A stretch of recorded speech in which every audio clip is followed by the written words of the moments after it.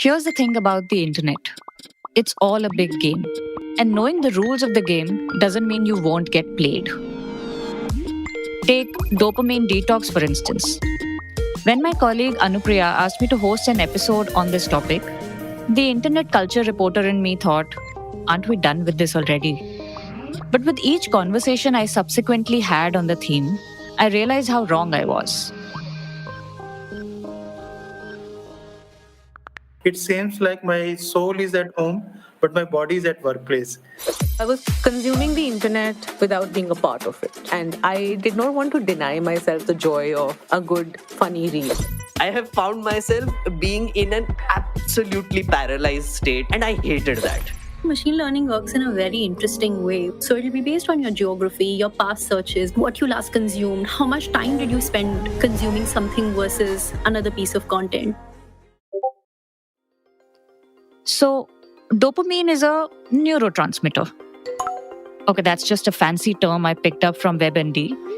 But really, dopamine is a chemical substance. Our body makes it. It releases it into our nervous system, and that's how we feel things like pleasure and motivation. All in all, an essential item. Now, our brain, it seems, gets wired to seek this pleasure because why not, right? And in some cases, it gets addicted to seeking pleasure. This is when you get what they call a dopamine rush, I believe. In the offline world, the term dopamine therefore has long been used by psychologists in relation to addiction to substance. In the online world, however, you can get a dopamine refill at the speed of light. And therefore, for those of us who are able to connect this behavior back to their screen addiction, a dopamine detox presents itself as a reasonable solution. Is it really a solution though? Or just a quick fix? Worse still, a fad? In this episode, we speak to different parties caught in the dopamine demand and supply chain and try to understand the process of going on a dopamine detox and what happens after you come back from one. It's Friday, the 5th of Jan, 2024. This is your host, Shifali Bhatt, and you're listening to The Morning Brief.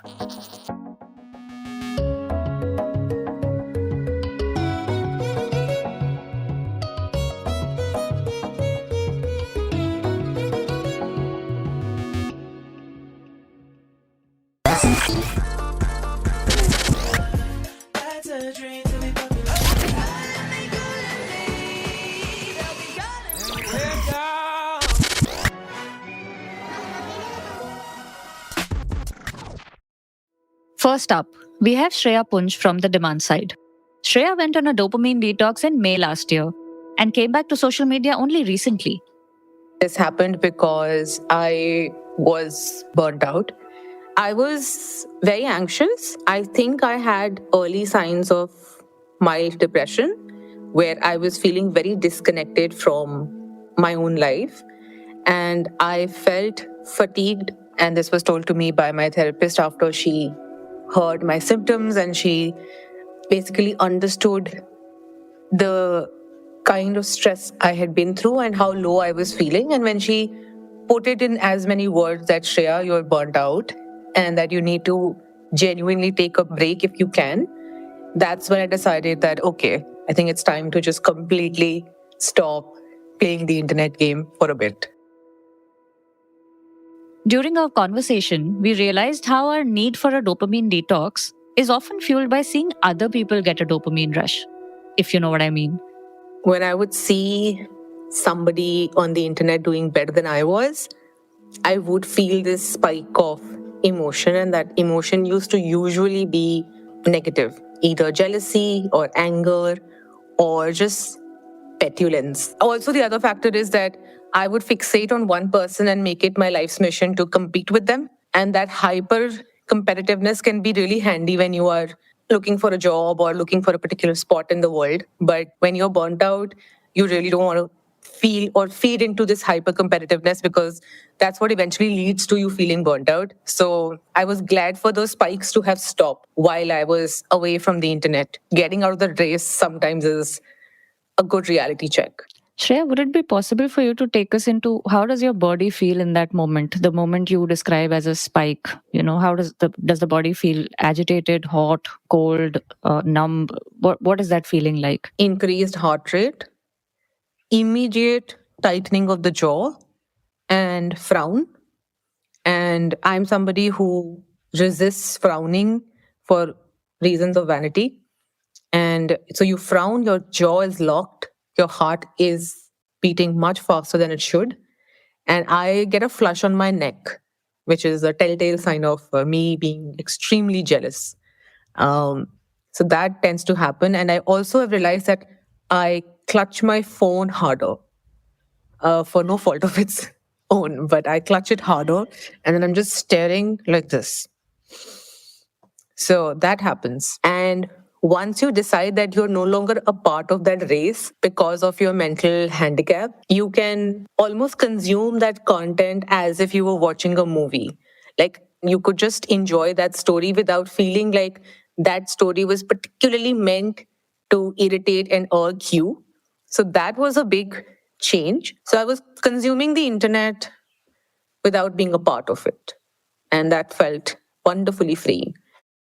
Shreya, I really wanted to talk about the expectation that your followers or just people in your inner social world have when you leave the internet or even when you come back. How did that feel for you? Like, did you feel this sort of weight of everyone's expectation that you have to explain to them why you went, or that you have to show them some sort of gold nuggets that you've got in these 6 months that you were away, and that they were expecting some sort of nirvana like lessons from you at the end of it?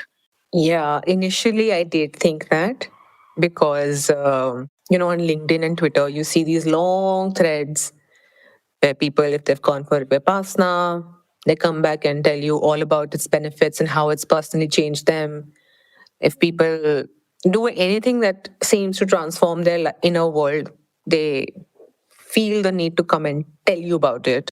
And I feel that if you've experienced something, maybe keep some things to yourself. Don't put an IV drip inside you and make everything a life lesson. But when I did come back and I did post my first reel, I did think that, okay, what is that I'm willing to share with people about my time off versus what is it that I just don't think is worth their while? Because again, somebody's own internal makeover should be of no interest to anybody else. Like you should watch from a safe distance. And I think this over investment in people on the internet is a problem. So I did feel that weight when I came back, but I was able to again regulate it. And to the people closest to me who I think I owed the most in terms of what I wanted to share, I did do that over a phone call or a coffee or a drink. Shreya also told us, by the way, that she didn't delete every app from her phone. In fact, she was checking Instagram quite regularly for things like funny memes and updates from friends who live far away. She just wasn't actively posting anything for dopamine fulfillment from her device. She also confessed that the detox didn't stop the pangs of jealousy from breaking and entering her mind again, just that the break taught her how to deal with them better. That brings us to the second person from the demand side, Meghnad. I heard the term dopamine detox recently only, actually, and thanks to Instagram. So the app that doesn't want you to do dopamine detox is the one telling me about dopamine detox, which is kind of strange because, you hear about dopamine detox and then, oh yeah, next reel, and then next reel, and then next reel. So kind of, it's kind of defeating the purpose of the dopamine detox itself, right? Meghnad is a YouTuber who takes short but frequent breaks from social media apps. The dopamine rush that you get from just content versus the dopamine rush that you get from your content doing well is significantly different. I just posted a reel last month, okay? It went nuts, like it went all sorts of viral about the broadcast bill, telecom bill. Just like a simple explainer. I was checking Instagram and those hearts that come on top, the follows and everything. That was all 100, 100, 100, 100, 100, 100. And every time I refresh, there is like 5 people more have liked this, 500 people have liked this, so many more plays. Instagram is telling me 500 hours have been seen already with this one reel. And then I was like, no, bye. Bye, Instagram. Bye. I'm not going to look at you for 5 days now. Meghnad is looking to solve this not only from the demand side, but also from the dopamine supply side. Here's how. I am now a YouTube creator, which is like 3 months ago, I started my channel. And one of the thoughts that I had was related to dopamine detox also, right? Which is, if I'm going to be a creator, I don't want to create content which is going to sort of fill that dopamine void that you have. So on YouTube, for example, my strategy is I will put one video in like 15 days, 20 days. But those are long videos. So it gives me time. Also, in my videos, there is a 3-minute mental health break in the middle. So, which is basically me doing nothing. You just have to watch me like putter around and set up my equipment, or me making coffee, or me playing with my dog for 3 minutes. Fascinatingly enough, a lot of people just skip everything and just watch the mental health break now. And I'm a little shocked, right? Because this is against conventional wisdom completely, which is, if you want a dopamine rush, you have to do those fast cuts. You have to do like zoom in effects and all. Like you don't have to let people be distracted by anything else. I'm like, no, we'll go slow. You take your time. You come, you watch like 10 minutes today. 2 days later, you watch 10 minutes. Then you go mental health break. So I want people to consume my videos over a period of days also. So I'm actively, as a creator, trying to not give you that dopamine hit now. That's such an interesting idea, though.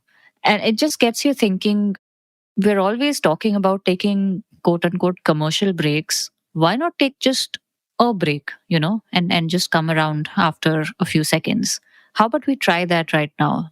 Just take a break, listen to some soothing music for about a few seconds, and come back.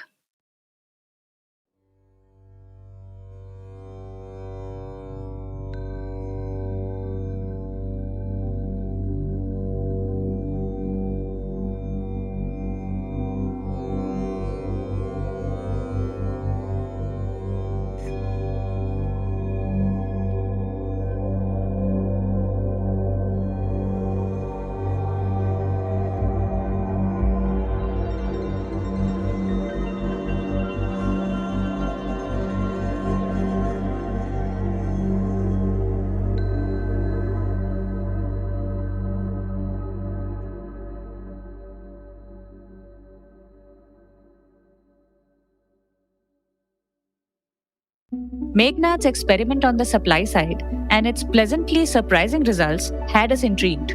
So we got someone to help us decode the supply side better. I spoke to Gauri Bansal, a product manager at a consumer tech company who has worked with a social media platform in the past. Gauri, I really want to understand from you, as someone who's kind of on the other side, who understands the operations of a social media platform. How does that inform your understanding about our need for dopamine and how social media platforms are able to kind of cultivate that? I think that's been a more recent, and by recent, I mean the last 2 to 3 years, that I've really been able to articulate what that means when I take a step back, not just as a consumer, but someone who's actually creating these experiences. I know that, the endless scroll came about and was built upon the slot machine, like you do in gambling, which is to mimic the effect of this endless delight that you're going to get, that there's a surprise waiting for you the more you keep scrolling. It changes in your brain, it triggers something very interesting, and your mind is curious. So social media is built upon those tenets. You can think of it behind the scenes as somewhat of a data mine, that there are all this information across social media, and it's built in the form of clusters. Like Shefali at any given point in time is a product of all her social, economic, psychological, behavioral interests. And how does she express this on social media such that people who are actually reading this information about her can use it to better recommend content that's going to actually make sense for her? So, why it makes sense biologically is because often this clustering that happens of data on the back end sort of replicates a neural network. So jobs of product builders who want to create these experiences, especially on social media, is to build these networks and mine this data to show you what matters to you the most. It creates delight, and delight automatically creates this endless dopamine loop to entertain you. So all of biology mimics this social media in a very interesting way. And if I have to give you an example of when I first became hyper aware of it, was when I was working on this notifications tooling, and I wanted to get our notifications click through rate to sort of go above a certain threshold because we weren't able to guide users to the right information that they care about. And I found myself looking at data like at what time is the user most likely to open their app, or what kind of messaging works the best for them based on their geographical location. How can we target information better to them? And I felt like a hack. That was sort of this moment of disengagement from how much am I contributing to this supply, which I hate to sort of be the consumer of. And also it made me realize this vicious supply begs demand begs supply sort of endless loop. So, what happens when this endless loop gets overwhelming? I asked this of Dr. Manoj Sharma, a clinical psychologist at NIMHANS. That's the National Institute of Mental Health and Neurosciences in Bangalore. What happens to our brain, with excessive dopamine? Could you just paint a picture for us? Basically, I think I would plan in terms of like pleasure and everything goes with the reward pathways. So this overstimulations happen and that's become a habits for the brain. The brain get conditioned to that overstimulation. Once that conditioning happens, brain looks for similar sort of activities which can give him similar level of stimulation. If you are not getting those activities, then you start feeling lack of motivation, you start feeling irritable, you start losing your interest because that stimulation is not there. And you look for that stimulation, again, you have to go back to the screen on. And sometimes increased dopamine has its own consequences, and the low dopamine also has its own consequences. Tell us a little bit about that, both the consequences of increased as well as low dopamine. There is a natural process of when there is a dopamine low is there, so it may be associated with low mood states like depression and all. And it is also found in diseases like Parkinson disease. But whenever there is an increased dopamine, then there is a impulsivity comes up, angers comes up, emotional disturbance comes up. What do you think are some of the myths related to the process of dopamine fasting or dopamine detox that people seem to have that you have to address quite often or you have to clarify to them? I think basic first process we have to understand it's not dopamine fasting. Fasting doesn't mean that you are anywhere disturbing the process of dopamine secretion. That will not happen. What actually you are doing, you are developing alternative healthy activities to generate the same dopamine level. And that healthy activities, because if you are watching any exciting series, it creates more overstimulations and which further gives a feeling of high increase of dopamine. So we are replacing those overstimulating activities with healthy offline activities which can give you pleasure and which can make you more visible in the society. So it's nowhere it means that dopamine is getting stopped in secretion. So that's the first myth is there. Second is pleasure. Pleasure is a learned phenomena. We learn through various experiences, and dopamine somewhere mediate this process of pleasure. Pleasure doesn't mean that you are generating various levels of dopamine. It can be through meditation, it can be through yoga, it can be through physical activity. And if you are a good writer, if you are a good researcher, through whatever you are doing, that also gives you same dopamine highs. And what is the general sort of age and socio-economic background of the clients that you deal with? Age we deals with like 17 to 25 or 70 to 30 years, you can say. And most of them are from middle to upper mid socioeconomic status. And most of our clients are familiar with these concepts of dopamine fasting and they wanted to know. But I think since we work in different domains, so we put the message in a perspective where they can have healthy use of technology that they can do at their home also. They don't have to join anywhere else for especially for their dopamine fasting or digital detox. how tough is it for people to kind of wean off of their devices at this point? Like on a scale of sugar to smoking, depending on what you think is the hardest. I think I would say still it's a very difficult decision. I think for most of the people who decide to remain away from the devices and all, because they continues to complain that their mind remains with the devices only, even though its device is not with them. Because in this context, I would say there is a term called nomophobia. This is called no mobile fear. And people feel very perturbed if they're not carrying their mobile phone with them. And then in this context, one user has put it very correctly. He said that if I'm not carrying my mobile phone with me, it seems like my soul is at home, but my body is at workplace. So this much is the level of attachment people have. So in this context, I would say the screen control is a difficult target to achieve. Dr. Manoj also pointed out that those of us who like to WebMD our problems often ask him to suggest outdoor retreats that we can take for dopamine detox. He then tries to explain to them, very politely, that the mind doesn't have to be taken from an extreme digital environment to an extreme physical one for it to be able to regulate its dopamine levels. Simply put, you don't necessarily have to touch the grass. You can simply read a book at home and not give in to the endless scroll.